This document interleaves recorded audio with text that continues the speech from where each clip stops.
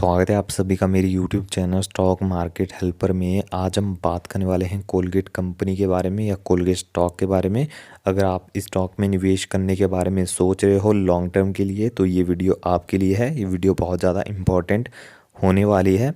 तो आज मैं आपको तरीका बताने वाला हूँ फंडामेंटली स्ट्रॉन्ग स्टॉक में बाइंग करने का, प्लस एवरेज डाउन करने का, डिविडेंड री इन्वेस्ट करने का। डिविडेंड के बारे में भी चर्चा करेंगे, कंपनी के बिजनेस के बारे में भी चर्चा करेंगे। क्या आने वाले 10 सालों बाद भी ये कंपनी ग्रो करती रहेगी, क्या इसका बिजनेस ग्रो करता रहेगा, सारी चीज़ें बताऊंगा। चार्ट पैटर्न आप यहाँ पे देख सकते हो, चार्ट पैटर्न के बारे में भी चर्चा करेंगे। सबसे पहले शुरुआत करेंगे मार्केट कैपिटलाइजेशन से। आप देखोगे तो 39,502 करोड़ की यहाँ पे हमें मार्केट कैपिटलाइजेशन देखने को मिली है। मान के चलेंगे 40,000 करोड़ की, यानी मिड कैप कैटेगरी की कंपनी है। तो यहाँ पे हमें 3 कैटेगरीज देखने को मिलती है, स्मॉल कैप, मिड कैप और लार्ज कैप।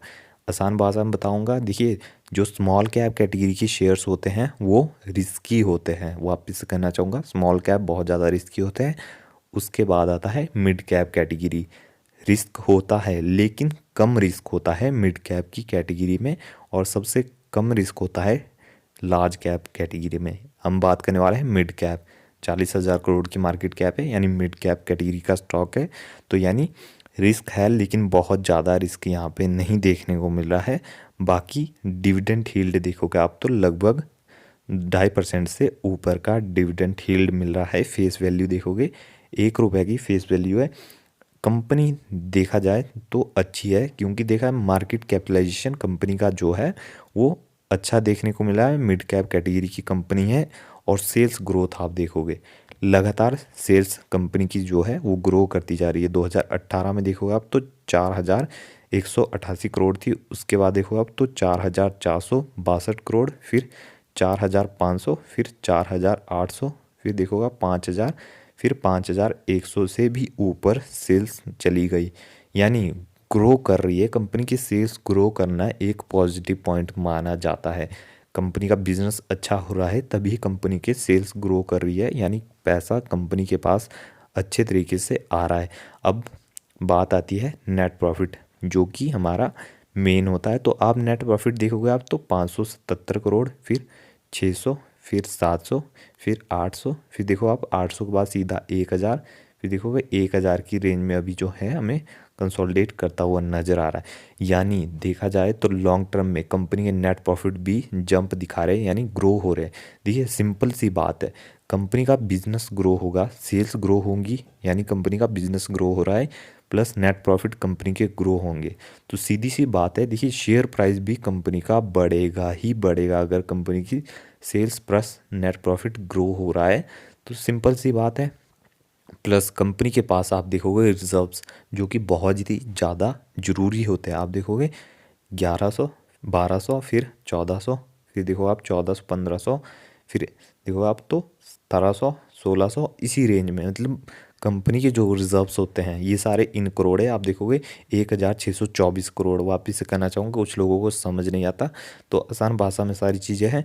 देखिए ग्रो हो रहे रिजर्व बहुत ज़्यादा इंपॉर्टेंट होते हैं।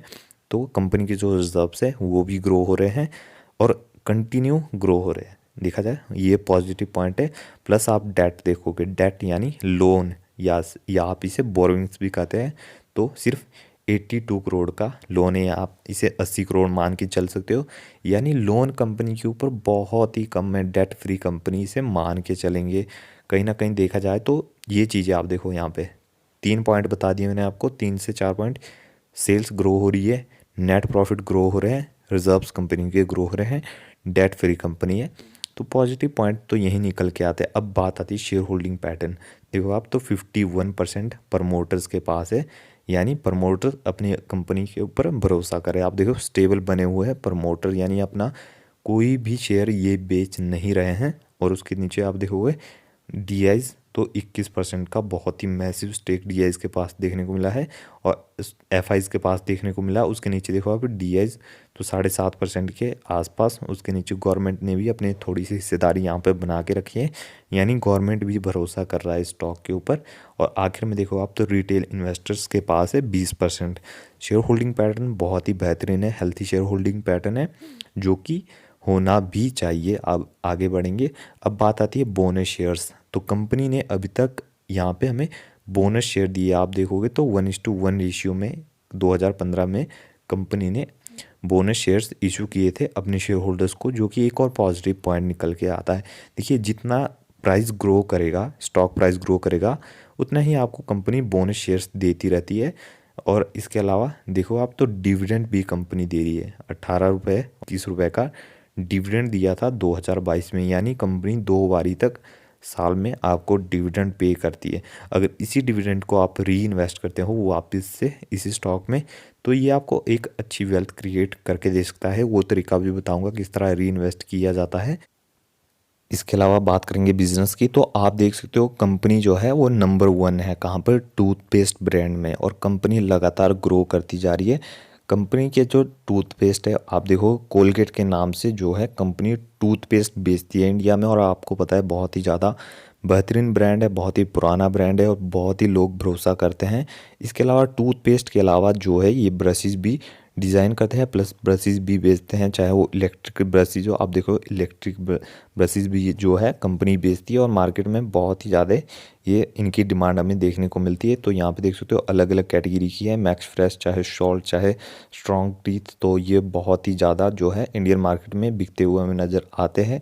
इसके अलावा आप देख सकते हो अलग अलग तरह के ब्रशेस भी बनाती है। तो इन फ्यूचर अब बात आती है क्या ग्रो करेगा, तो आपको पता है इंडिया में बहुत ही कम लोग ब्रश करते हैं अभी के टाइम में, यानी बहुत ही कम लोग डेली बेसिस पे ब्रश करते हैं। लेकिन आने वाले दिनों में जैसे ही टाइम बढ़ता रहेगा, वैसे ही लोगों को जो नॉलेज है वो बढ़ती रहेगी, और लोग जो है वो ज़्यादा जो है अपनी ऑरल हेल्थ पर ध्यान देने वाले हैं, डेंटल हेल्थ पे अपनी जो है बहुत ही ज़्यादा फोकस करने वाले हैं। तो कहीं ना कहीं इन कंपनियों को डायरेक्ट फ़ायदा होने वाला है, क्योंकि कोलगेट पहले ही बहुत ज़्यादा बेहतरीन ब्रांड है।